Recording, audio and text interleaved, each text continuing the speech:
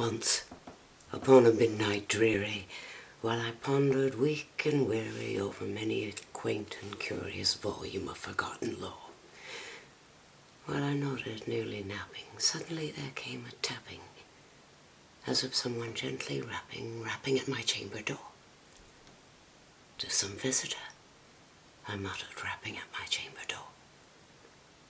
Only this and nothing more. Distinctly I remember it was in the bleak December, and each separate dying ember wrought its ghost upon the floor. Eagerly I wished the morrow. Vainly I had sought to borrow from my books surcease of sorrow. Sorrow for the lost Lenore, for the rare and radiant maiden whom the angels name Lenore, nameless here forevermore.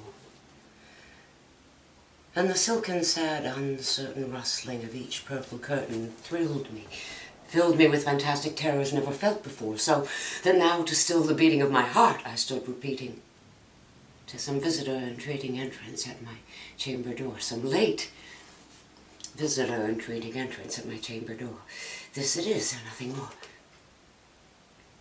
Presently my soul grew stronger, hesitating then no longer. "Sir," I said, "or madam, truly your forgiveness I implore, but the fact is I was napping, and so gently you came rapping, and so faintly you came tapping at my chamber door, that I scarce was sure I heard you. Here I opened wide the door. Darkness there, and nothing more. Deep into the darkness peering, long I stood there, wondering, fearing, doubting, dreaming dreams no mortal ever dared to dream before, but the stillness was unbroken, and the silence gave no token, and the only word there spoken was the whispered word, "Lenore?" This I whispered, and the echo murmured back the word, "Lenore." Only this and nothing more. Back into my chamber turning, all my soul within me burning, soon again I heard the tapping somewhat louder than before. "Surely," said I, "surely that is something at my window lattice. Let me see then what thereat is, and this mystery explore. Let my heart be still a moment, and this mystery explore. 'Tis the wind and nothing more." Open then I flung the shutter, when, with many a flirt and flutter, in there stepped a stately raven of the saintly days of yore. Not the least obeisance made he, not a myth stopped or stayed he, but with mien of lord or lady perched above my chamber door, perched upon a bust of Pallas just above my chamber door, perched and sat, and nothing more. Then this ebony bird beguiling my sad fancy into smiling by the grave and stern decorum of the countenance it wore. "Though thy crest be shorn and shaven, thou," I said, "art sure no craven, ghastly, grim, and ancient raven wandering from the nightly shore. Tell me what thy lordly name is on the night's Plutonian shore." Quoth the raven, "Nevermore." Much I marvelled this ungainly fowl to hear discourse so plainly, though its answer little meaning, little relevancy bore, for we cannot help agreeing that no living human being ever yet was blessed with seeing bird above his chamber door, bird or beast, upon the sculpted bust above his chamber door, with such a name as Nevermore.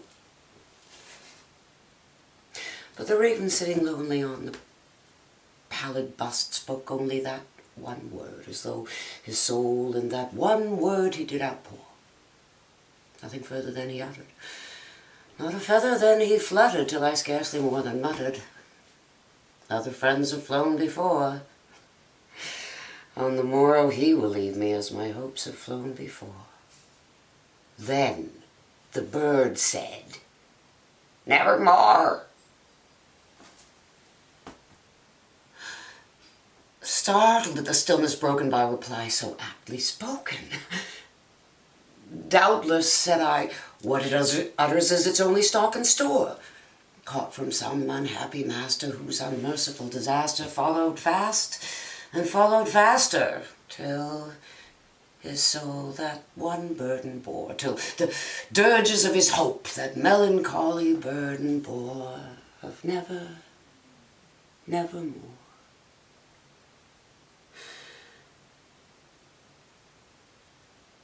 But the raven still beguiling my sad fancy into smiling, straight I wheeled a cushioned seat in front of bird and bust and door.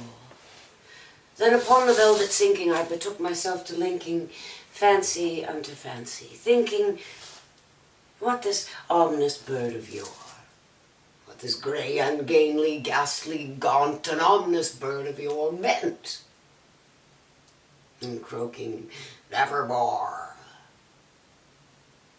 This I sat engaged in guessing, but no syllable expressing to the bird whose fiery eyes now burned into my bosom's core. This and more I sat divining, with my head at ease reclining on the cushion's velvet lining that the lamplight filled the door, but whose velvet violet lining with the lamplight gloating o'er she shall press, nevermore.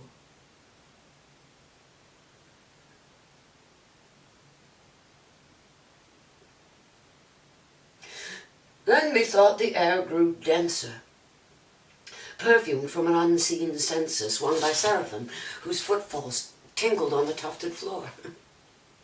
Wretch, I cried, thy God hath sent thee. By these angels he had lent thee respite in the penthe from my memories of Lenore. Quaff, oh quaff this kind nepenthe, and forget this lost Lenore. Quoth the raven, nevermore. Prophet, said I, thing of evil, prophet still if bird or devil. Whether tempter sent or whether tempest tossed thee here ashore, desolate, yes, all undaunted, on this desert land enchanted, on this home by horror haunted, tell me, I implore, is there balm in Gilead? Tell me truly, I implore. Quoth the raven, nevermore.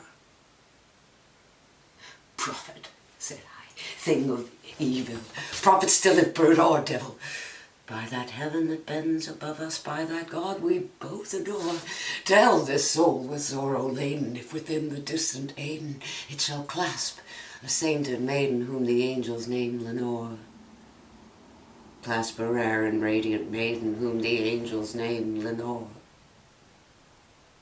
Quoth the raven, nevermore.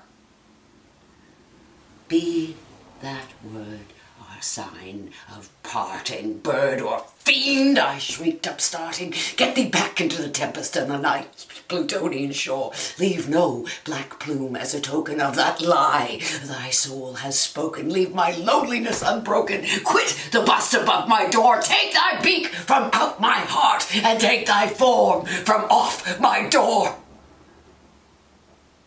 Quoth the raven, nevermore. And the raven, never flitting, still is sitting on the pallid busted palace just above my chamber door. And his eyes have all the seeming of a demon's that is dreaming, and the lamplight o'er him streaming throws his shadow on the floor. And my soul from out that shadow that lies floating on the floor shall be lifted, nevermore.